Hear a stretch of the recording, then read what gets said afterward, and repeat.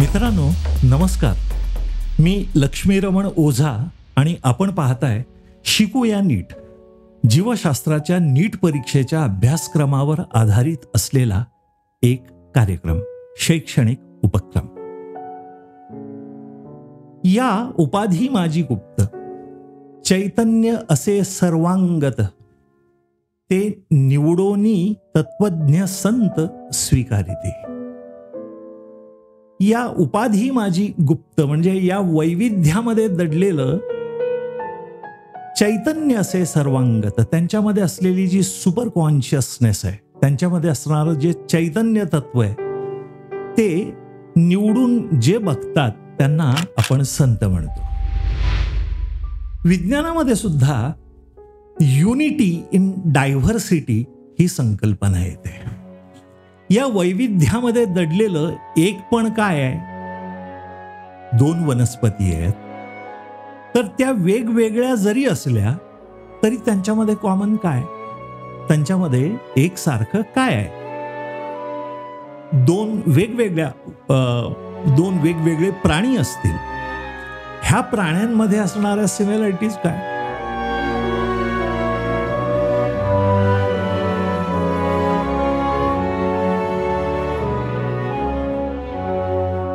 मला एक गंमत आठवते की मला एक जोक सांगितलाय का, मुलं लहान होती त्यावेळेला शाळेतून आल्यानंतर त्यांनी एक जोक सांगितला की म्हणाले, झेब्राचा एक फोटो दाखवला आणि शिक्षकाने विद्यार्थ्याला विचारलं की हे काय?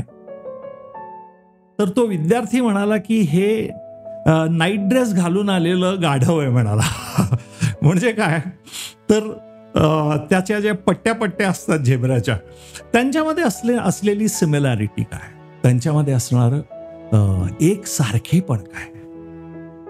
एखादा गाढव असेल, एखादा घोडा असेल, एखादा झेब्रा असेल, या सगळ्यांमध्ये असणारं सारखेपण काय?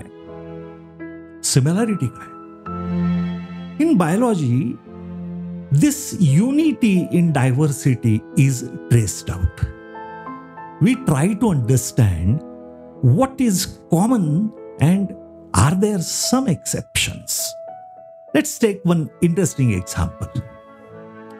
आपला जो मेंदू आहे, ब्रेन,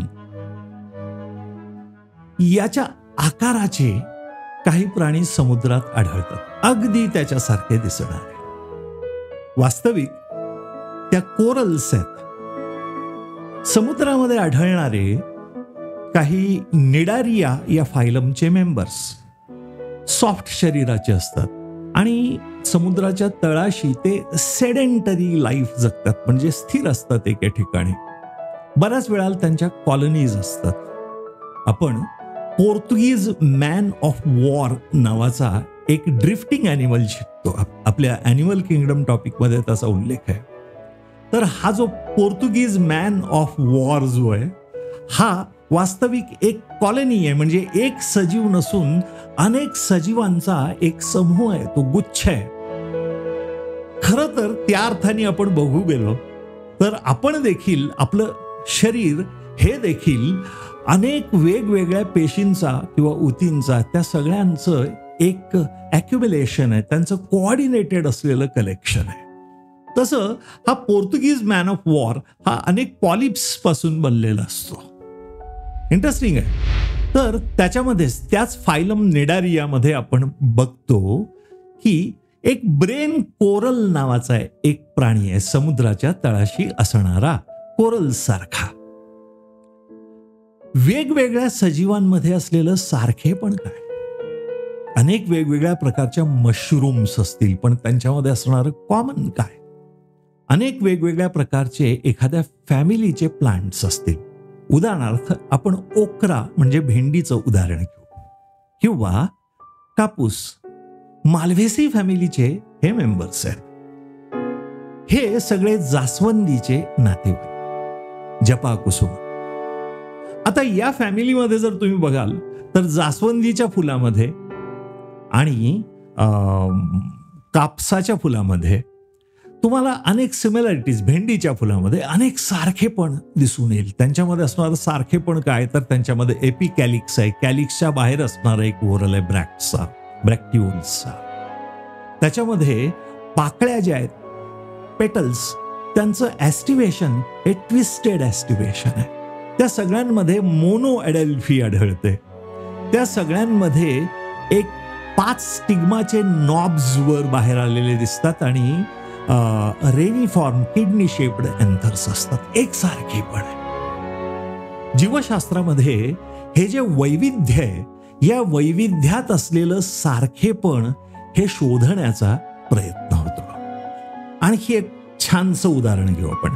जीवशास्त्राची सुरुवातच या टॉपिक पासून खरं तर होते, डायव्हर्सिटी ऑफ लाईफ किंवा सजीवांमध्ये असणारं वैविध्य. या डायव्हर्सिटीमध्ये, या वैविध्यामध्ये आपण एक छानसं उदाहरण घेऊया, जे अनेक वेगवेगळ्या टॉपिक्समध्ये नंतर तुम्हाला रेफरन्स म्हणून देखील कामाला येईल. मॅमल्स असतात, सस्तन प्राणी. या सस्तन प्राण्यांमध्ये, मॅमल्समध्ये मानेत म्हणजे नेक रिजन मध्ये जे मणके असतात, व्हर्टिब्रे असतात, त्यांना सर्व्हायकल व्हर्टिब्रे म्हणतात.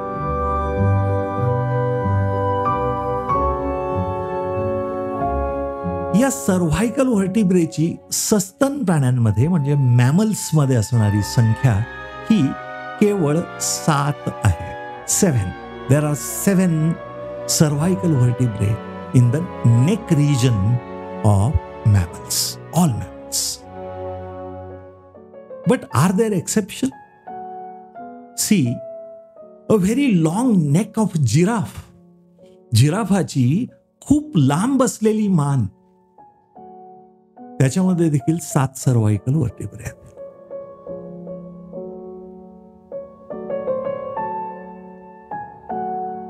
एक दुसरं उलट उदाहरण घेऊयात आपण. समुद्रामध्ये आढळणारा एक जलचर प्राणी आहे, त्याचं नाव व्हेल. हा सगळ्यात मोठा सस्तन प्राणी. It is the largest mammal.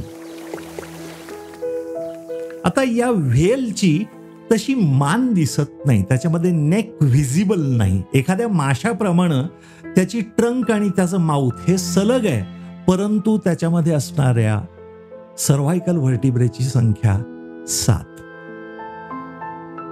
जिराफाच्या लांब मानेपासून एखाद्या व्हेलच्या नसलेल्या मानेपर्यंत 7 सर्व्हायकल व्हर्टिब्रे मॅमल्समध्ये बघायला मिळतात. आपल्यामध्ये ह्युमन्समध्ये देखील 7 सर्व्हायकल व्हर्टिब्रे आढळतात. नेक रिजनमध्ये 7 सर्व्हायकल व्हर्टिब्रे आढळतात.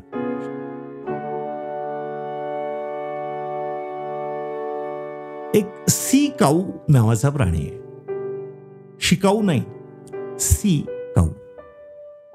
या प्राण्याचं वैशिष्ट्य म्हणजे या प्राण्यामध्ये मान जी आहे ही देखील त्या व्हेल प्रमाणे व्हिजिबल नाही. आता या सी काऊज मध्ये 6 सर्व्हायकल व्हर्टिब्रे आढळतात एक्सेप्शनली. आणि आपण एक दुसरं उदाहरण जर घेतलं, let's take example of that sloth. Then sloths usually have 8 cervical vertebrae. एक सर्व्हायकल व्हर्टिब्रा मॅमल्सच्या इतर संख्येपेक्षा त्याच्यामध्ये जास्त आढळतो.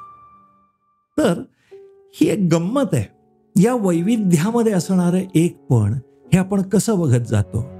जीवशास्त्रामध्ये आपण नेमकं हेच बघतो. एखादा बॅक्टेरियम आहे, समजा आपण गृहीत धरूयात की बॅक्टेरियाचे एक 7-8 प्रकार आहेत. आता ह्या 7-8 प्रकारांचा आकार हा स्फेरिकल असेल तर ते कोकस कॅटेगरीमध्ये गेले. ते जर रॉड शेप्ड असतील तर आपण त्यांना बॅसिली म्हणतो. जर ते कॉमा शेप्ड असतील तर त्यांना व्हिब्रिओज म्हणतात. आणि जर त्यांच्या सेल वॉलच्या आतून एक छानसा फ्लॅजिलम असेल तर त्याला स्पायरिलम असं नाव आहे. तर जीवशास्त्रामध्ये आपण या डिटेल्स शिकतो.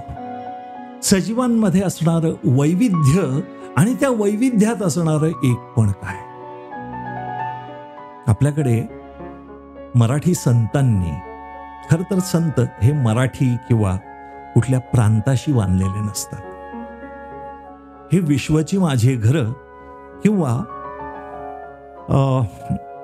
विश्वात्मके देवेची उपासना करणारे ते काय म्हणतात ते, तर या उपाधी माझी गुप्त. उपाधी हा संस्कृत शब्द आहे, त्याचा अर्थ आहे वैशिष्ट्य, वैशिष्ट्यपूर्ण ओळख, तर त्याला म्हणतात उपाधी. या जगामध्ये हे जे वैविध्य आहे, या वैविध्याची एक वैशिष्ट्यपूर्ण ओळख आहे प्रत्येकाची. आपल्याकडे त्याला नामरूप अशी संज्ञा वापरतात. तर हे वैविध्य तयार होतं वेगवेगळ्या नामरूपांनी, म्हणजे वेगवेगळ्या आकारांनी, उपाधीने. या उपाधी माझी गुप्त चैतन्य असे सर्वांगत ते निवडोनी तत्वज्ञ संत स्वीकारिते. धन्यवाद मित्रांनो. मी लक्ष्मीरमण ओझा आणि आपण पाहत होता शिकूया नीट. नीट परीक्षेतील जीवशास्त्राच्या अभ्यासासाठी उपयुक्त असलेला एक शैक्षणिक कार्यक्रम. धन्यवाद.